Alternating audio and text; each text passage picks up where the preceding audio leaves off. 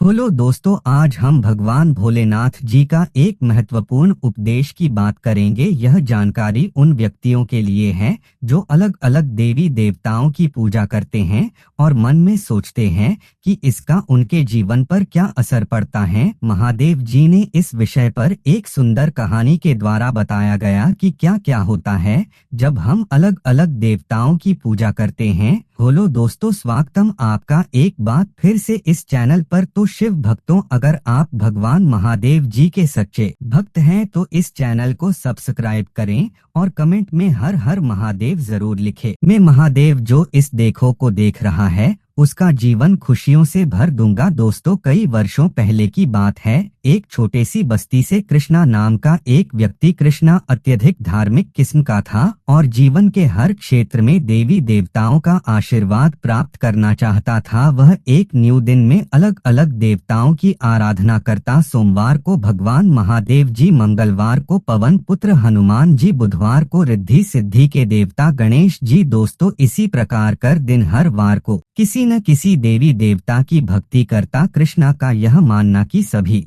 देवी देवताओं की आराधना करके वह अपने जीवन की हर एक कार्य में सफलता और सुख प्राप्त करे, लेकिन उसकी आराधना भक्ति में एक रुकावट थी। वह किसी भी देवता की पूजा में पूरे भाव से और पूरे तन मन से नहीं कर पा रहा था। एक दिन कृष्णा ने अपने अंदर यह महसूस किया कि उसकी भक्ति मुझे कोई परिणाम नहीं मिल रहा है। नहीं तो उसकी आर्थिक स्थिति में सुधार हो रहा था और नहीं उसके भविष्य में शांति नजर आ रही थी। कृष्णा ने निराश और परेशान होकर सोचा, मैं सच्चे मन से हर दिन अलग अलग देवताओं पूजा करता हूँ, फिर भी मेरा जीवन सुखी क्यों नहीं है। इस सवाल का जवाब ढूंढने के लिए कृष्णा ने कहीं एकांत में जाकर भगवान भोलेनाथ जी की आराधना किया। उसने पूरे मन तन से भगवान महादेव जी की आराधना किया कि हे भोलेनाथ, मेरी समस्या का समाधान करो। क्या मेरी इस भक्ति में कोई दिक्कत है? कृष्णा की सच्ची भक्ति देखकर भगवान महादेव जी ने दर्शन दिया कृष्णा को और महादेव जी ने खुश होकर पूछा, भक्त क्या समस्या है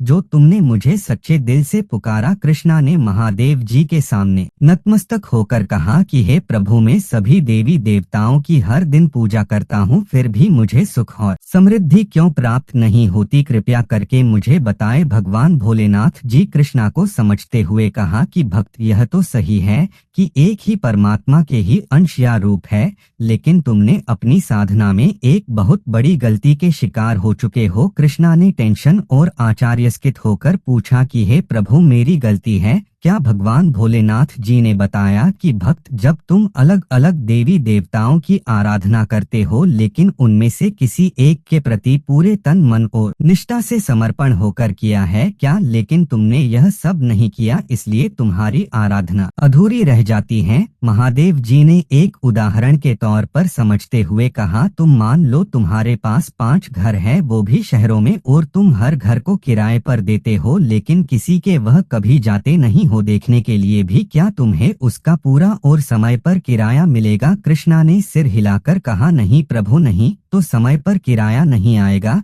तभी भगवान महादेव जी बोले, यही नियम भक्ति पर भी लागू होता है। जब तुम किसी एक देवी देवता को अपना सब कुछ गुरु आराध्या मानकर उसकी आराधना में पूर्ण रूप से डूब जाओ, तब तुम्हें उस देवी देवता का आशीर्वाद प्राप्त होगा। अलग अलग देवी देवताओं की आराधना करना गलत नहीं है, लेकिन तुम्हें यह समझना होगा कि सभी देवता एक ही अंश के अनेकों रूप या अवतरण हैं। भगवान भोलेनाथ जी ने कृष्णा को यह सलाह दिया कि भक्त, अब तुम अपनी भक्ति को एक दीक्षा दो। यह समझो कि सभी देवी देवता ब्रह्मा के अंश है। जब तुम किसी एक दावत की आराधना में पूरी तरह से डूब जाओगे तो तुम्हें सभी देवी देवताओं का आशीर्वाद प्राप्त होगा। कृष्णा ने भगवान भोलेनाथ जी की बातों को समझकर और यह निश्चित किया कि वह अपनी साधना को एकाग्रता करेगा। उसने भगवान महादेव जी को अपना गुरु आराध्य मानकर उसकी भक्ति शुरू किया। कुछ ही महीनों में उसके जीवन में सुख, शांति और समृद्धि आने, कहीं धन दौलत आने लगी। दोस्तों, इस कथा से हमें सीखने को मिलता है